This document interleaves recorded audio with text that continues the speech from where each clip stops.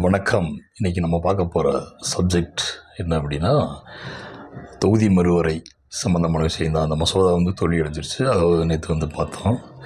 அது சம்மந்தமாக நேற்று நாட்டு மக்களுக்கு நேற்று இரவு பிரதமர் மோடி உரையாற்றினார். அது முற்றிலும் தேர்தல் விதிகளுக்கு எதிரான ஒரு விஷயம். ஆனால் அது அவங்ககிட்ட நம்ம எதிர்பார்க்க முடியாது. அவங்க விதிகளை சரியாக கடைபிடிப்பாங்க அப்படின்னு நம்மளால் சத்தியமாக எதிர்பார்க்க முடியாது, எதிர்பார்க்கக்கூடாது. ஒரு 5 மாநில தேர்தலில் தேர்தல் நேரத்தில் யாராவது ஒரு நாட்டில் ஒரு பிரதமர் இப்படி அனைத்து விதிகளும் கடைபிடிக்க வேண்டிய ஒரு நபர், அரசியல் அமைப்பு சட்டத்துக்கு உட்பட்டு இருக்கக்கூடிய ஒரு நபர் ஒரு மிகப்பெரிய ஒரு பதவியில் இருக்கக்கூடிய, நாட்டை வழிநடத்தக்கூடிய பதவியில் இருக்கக்கூடிய ஒரு பிரதமர் இப்படி நாட்டு மக்களுக்கு உரையாற்றுன்ற பேரில் அரசியல் பண்ணுறது எந்த விதத்தில் நியாயம்ன்ற ஒரு மிகப்பெரிய கேள்வி எல்லார் மத்தியிலையும் இருக்குது. ஆனால் அதை பற்றி அவங்ககிட்ட நியாய தர்மம்லாம் எதிர்பார்க்குறதுன்றது ரொம்ப தவறான ஒரு விஷயம். அது போட்டோம். அவர் நாட்டு மக்களுக்கு உரையாற்றும் போது என்ன சொல்லியிருக்காரு அப்படின்னா, இந்த மகளிர் இடஒதுக்கீடு மசோதாவை பற்றி தான் நேற்று பேசியிருக்காரு. தொகுதி மறுவரையை பற்றி அவர் பேசலாம். ஆனால் ஆக்சுவலாக நாடாளுமன்றத்தில் நடந்தது தொகுதி மறுவரை மசோதாவை தான் தோற்கடிக்கப்பட்டது. எதிர்கட்சிகளுடைய அனைத்து விதமான எதிர்ப்புகளையும் ஓட்டாக பதிவானதுனால அந்த மசோதா தோற்கடிக்கப்பட்டது. ஆனால் அவர் என்ன சொல்லிகிட்டு இருக்காரு, நேற்று நாட்டு மக்களுக்கு உரையாற்றும் போது மகளிர் இடஒதுக்கீடு மசோதா தோல்வியடைய வச்சுட்டாங்க எதிர்கட்சிகள், அதை நான் விடமாட்டேன், மகளிருக்கு செய்யக்கூடிய ஒரு துரோகம் அப்படிலாம் நேற்று அளந்து விட்டுருக்காரு.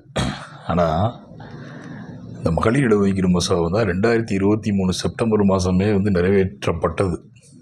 இதே நாடாளுமன்றத்தில் இதே பிரதமர் மோடியால் கொண்டு வரப்பட்ட அந்த மசோதா நிறைவேற்றிட்டாங்க. அதுக்கு ஆதரவு கொடுத்தது தான் காங்கிரஸ்ஸு, திரிணாமுல் காங்கிரஸ், திமுக உள்ளிட்ட இந்தியா கூட்டணி எல்லாமே ஆதரவு கொடுத்தாச்சு. ஆனால் இந்த கிட்டத்தட்ட 3 வருஷம் ஆச்சு. இது என்ன நடைமுறைப்படுத்தாமே வச்சுட்டு இது என்னமோ எதிர்கட்சிகள் மகளிர் இடஒதுக்கீடு மசோதா நிறைவேற்றாமல் இருக்காங்க, நிறைவேற்றிருக்காங்க, ஒத்துழைப்பு கொடுக்கல, அவங்க எதிராக ஓட்டு போட்டாங்க, மகளிருக்கு எதிராக செயல்பட்டாங்க, மகளிருடைய முன்னேற்றத்தில் அவங்க கலந்துக்கல, அவங்களுக்கு இதில் விருப்பம் இல்லை அப்படின்ற ஒரு ப்ரொபகண்டாவை பக்காவாக பிஜேபி தரப்பு மத்திய பாஜக அரசு தேர்தலுக்காக பயன்படுத்தி இதை பண்ணிக்கிட்டு இருக்கிறது தான் மிகப்பெரிய ஒரு துரோக செயல். அது அந்த 2023 எல்லாமே சேர்ந்து தானே இந்த மசோதாவை நிறைவேற்றினாங்க. ஏன் அமல்படுத்தலாம்? இது வரைக்கும் ஏன் அமல்படுத்த 31 மாதம் ஆச்சு அதை நிறைவேற்றி, ஏன் அமல்படுத்தலை அப்படின்ற கேள்விக்கு இது வரைக்கும் பதில் இல்லை. இப்போ தான் அதுக்கு அரசாணையை போட்டிருக்காங்க. மசோதா நிறைவேற்றி 31 மாதத்துக்கு அப்புறம் இப்போ தான் அரசாணை போட்டிருக்காங்க. 2024 நாடாளுமன்ற தேர்தல் நடந்து முடிஞ்சிடுச்சு. அப்போ அதை இம்ப்ளிமெண்டேஷன் ஏன் பண்ணல? ஒரு மசோதா சட்டமாயிடுச்சு. சட்டமாகிற மசோதாவை ஏன் நீங்கள் கொண்டு வரல? திரும்ப தொகுதி மறுவரை மசோதாவை கொண்டு வர்றதுக்காக இந்த மகளிர் இடஒதுக்கீடு மசோதாவையும் அதுலேயும் பின்னி பணிஞ்சு அதோடு இதை இப்போ பார்ட்டாக சேர்த்து மக்களை எவ்வளோ முட்டாளாக்கம் பண்ணிக்கிறாங்க அப்படின்றது எதிர்கட்சிகள் விடுவாங்களா? எதிர்கட்சிகளும் மக்களுக்காக தானே இருக்காங்க.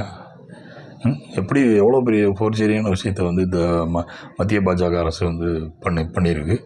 அதை பிரதமர் மோடி அவர்களே நேற்று நாட்டு மக்கள் உரையாற்றுன்ற பேரில் அப்படியே 10ஆம் போய் சொல்கிறார். இதிலேருந்து என்ன தெரியுது அப்படின்னா, தெளிவாக தெரியுது, இந்த 5 மாநில எலெக்ஷனில் பிஜேபிக்கு ஒன்று கூட கிடைக்காதுன்றது இதன் மூலியமாக இவங்க இந்த மசோதா தோல்வி, அதே மாதிரி அந்த தோல்வி அடைஞ்ச மசோதாவை பற்றியே பேசாமல் மகளிர் இடஒதுக்கீடு மசோதா ஏற்கனவே நிறைவேற்றுகிற மசோதாவை எதிர்கட்சிகளால் நிறைவேற்ற விடலை அப்படின்னு ஒரு பொய்யான ஒரு ப்ரொபகண்டா பண்ணுறதுலேருந்து என்ன தெரியுது அப்படின்னா, இந்த 5 மாநில தேர்தல் பிஜேபிக்கு தான், 0 தான். அதில் எந்த விதமான மாற்றம் இல்லை. கேரளாவில் வரப்போகிறது இல்லை. அதே மாதிரி நம்ம அஸ்ஸாமில் வேணால் அவங்க முயற்சி பண்ணி பார்க்கலாம். அது ரிசல்ட்டுக்கு அப்புறம் தான் தெரியும். பாண்டிச்சேரியிலையும் வர்றதுக்கு வாய்ப்பு ரொம்ப கம்மி. தமிழ்நாட்டில் சுத்தம், வெஸ்ட் பெங்காலில் அதை விட சுத்தம். இதை நம்ம எப்படி இதில் தோற்று கேவலப்படும்ன்ற தெரிஞ்சுக்கிட்டு தான் என்ன பண்ணியிருக்காங்க, இந்த தேர்தல் நேரத்தில் தேர்தல் விதி எதையுமே கடைபிடிக்காமல் இந்த 3 மசோதாவை கொண்டு கடைசியாக மொத்தமாக அடி வாங்கினது தான் மிச்சம். அந்த அடி வாங்கிட்டு இப்போ வந்து எப்படி பேசுகிறாங்க, எதிர்க்கட்சிகள் வந்து பாருங்கள் சதி பண்ணிட்டாங்க. மகளிருக்கு வந்து இடஒதுக்கீடு கொடுக்குறது அவங்களுக்கு விரும்பலை.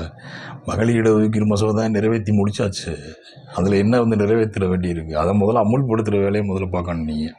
அதை அமுல்படுத்தாமல் எவ்வளோ பெரிய ஒரு பூசணிக்காயை வந்து சோத்தில் மறைக்கிற வேலையை வந்து மத்திய பாஜக அரசு பண்ணுது அப்படின்றத வந்து நாட்டு மக்கள் வந்து தெளிவாக புரிஞ்சுருக்காங்க, புரிஞ்சுக்கிட்டே இருக்காங்க. அடுத்த முறை வந்து அவங்க வந்து நிச்சயமாக 2029 தேர்தலில் நிச்சயமாக பாஜக வர்றதுக்கு எந்த விதமான வாய்ப்பும் கிடையாது. அதில் இது அவங்களுடைய இந்த பயம், அவங்களுடைய தோல்வி மூலியமாக இது வந்து நிரூபணம் ஆகிட்டு. அதே மாதிரி இதுக்கு ஜாலரை தட்டுறாங்க பாருங்கள். நம்ம தமிழ்நாட்டில் இருக்கக்கூடிய பிரதான எதிர்க்கட்சி அதிமுக, அதுதான் வந்து சத்தியமாக ஜீரணிக்கவே இல்லை. தமிழ்நாட்டு மக்களுக்கு வந்து மிகப்பெரிய துரோகத்தை வந்து பண்ணக்கூடிய பாஜக அரசுக்கு, ஏற்கனவே பண்ணிக்கிட்டு இருக்க பாஜக அரசுக்கு இவங்க கூட நின்று கைதட்டிக்கிட்டு இருந்தால் அது எந்த விதத்தில் தமிழ்நாட்டு மக்கள் வந்து ஏற்றுக்குவாங்க? உங்களுடைய தோல்வி வந்து நிச்சயம், அதில் எந்த விதமான மாற்று கருத்து இல்லை. தயவு செஞ்சு நாட்டோட பிரதமராக இருக்கட்டும், நாட்டோட உள்துறை அமைச்சராக இருக்கட்டும், இங்கே உங்களுக்கு வந்து சொம்பு தூக்கக்கூடிய அதிமுகவாக இருக்கட்டும், தயவு செஞ்சு நாட்டு மக்களை ஏமாற்றாதீங்க, பொய்யான புரபகண்டாவாக பண்ணாதீங்க.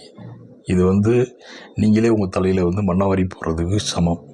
தயவு செஞ்சு இந்த மாதிரியான புரபகண்டா இதோடு நிறுத்திங்க.